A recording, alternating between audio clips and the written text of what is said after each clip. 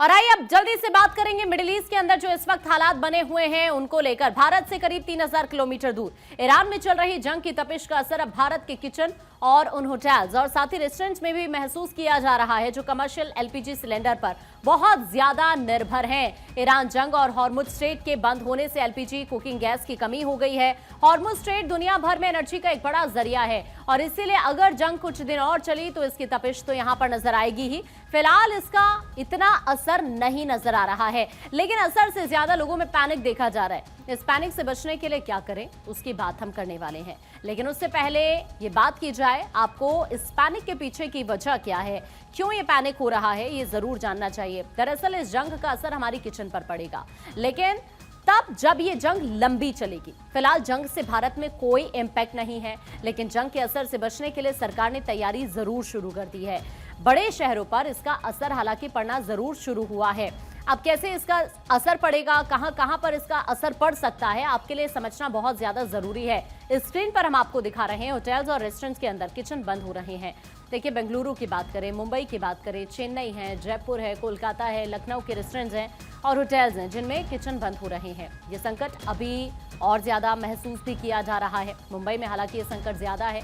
Mumbai hotels association AHAR ने कहा है कि करीब 20% होटल और रेस्टोरेंट पहले ही बंद हो चुके हैं। इसने चेतावनी दी है कि अगर सप्लाई में सुधार नहीं होता है तो अगले 2 दिन में 50% तक होटल्स बंद हो सकते हैं। लेकिन आम आदमी पर इसका फिलहाल कोई इम्पैक्ट नहीं है। अब भारत में भी क्या एलपीजी संकट आने वाला है क्या, ये इस वक्त लोगों के मन में बहुत बड़ा सवाल जरूर बना हुआ है।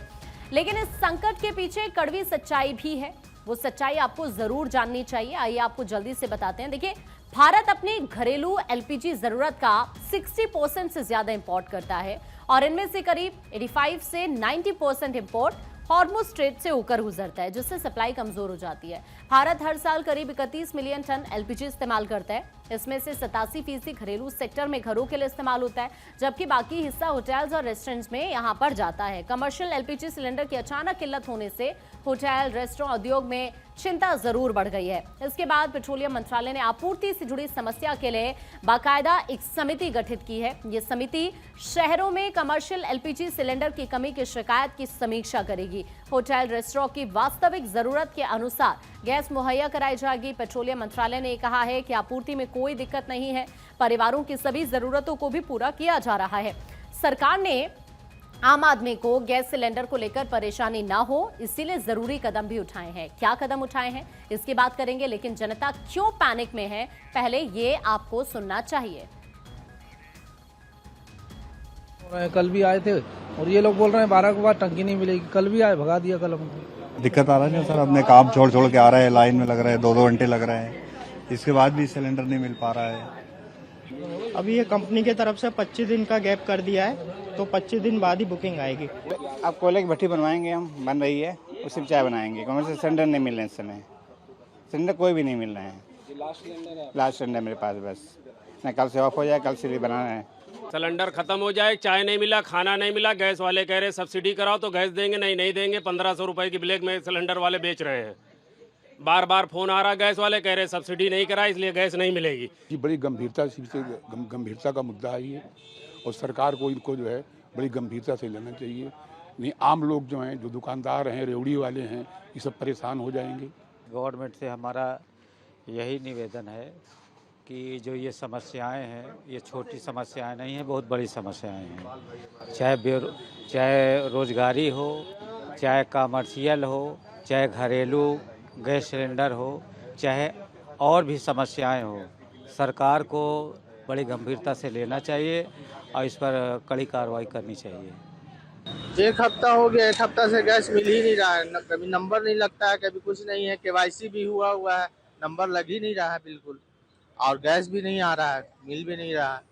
पता नहीं कुछ है, ये नहीं है, 1 पीस भी नहीं है। 2 दिन से तो घूम रहे, 1-1 किलो भरा के चला रहे हैं, वो भी खत्म हो गया।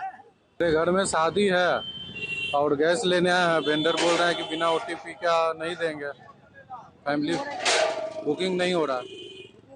नहीं, प्राइस को लेकर कुछ पता चला है? प्राइस 60 रुपया बढ़ा है। हाँ। और देखिए अब इस पूरे सिचुएशन को लेकर सरकार अलर्ट हो गई है। एलपीजी गैस सिलेंडर की किल्लत को लेकर जो खबरें आ रही हैं उसके बाद केंद्र सरकार सुपर एक्टिव हो गई है।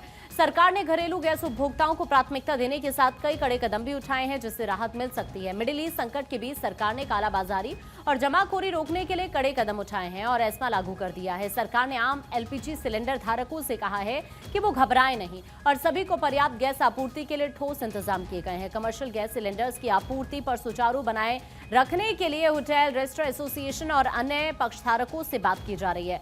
जमाखोरी और कालाबाजारी रोकने के लिए कई कड़े कदम भी यहां पर उठाए गए हैं। सरकार क्या कर रही है, किन किन कदमों का ऐलान किया गया है, अब आप स्क्रीन पर वो भी देख रहे हैं। रिफाइनरी और पेट्रोकेमिकल इकाइयों को घरेलू रसोई गैस की निर्बाध आपूर्ति का निर्देश दिया गया है। सरकारी और निजी क्षेत्र की रिफाइनरीज को एलपीजी उत्पादन अधिकतम करने का आदेश दिया गया है। जमाखोरी पैनिक बुकिंग को रोकने के लिए सिलेंडर बुकिंग का अंतर 21 से बढ़ा है और 25 दिन कर दिया गया है। घरेलू पाइप वाली प्राकृतिक गैस वाहनों के लिए सीएनजी और घरेलू एलपीजी को प्राथमिकता यहां पर दी जा रही है। रेस्टोरेंट होटल्स में कमर्शियल सिलेंडर की कमी को देखते हुए ऑयल मार्केटिंग कंपनीज की एक विशेष समिति बाकायदा यहां पर बनाई गई है। एक्सेस प्रोड्यूस्ड एलपीजी को सिर्फ 3 सरकारी कंपनीज आईओसीएल, बीपीसीएल और एचपीसीएल को ही बेचा जाए।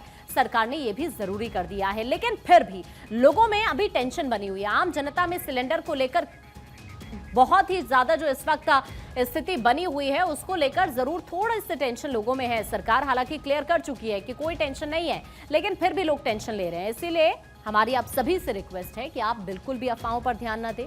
इस टेंशन के दौर में आपको क्या करना चाहिए, क्या नहीं करना चाहिए,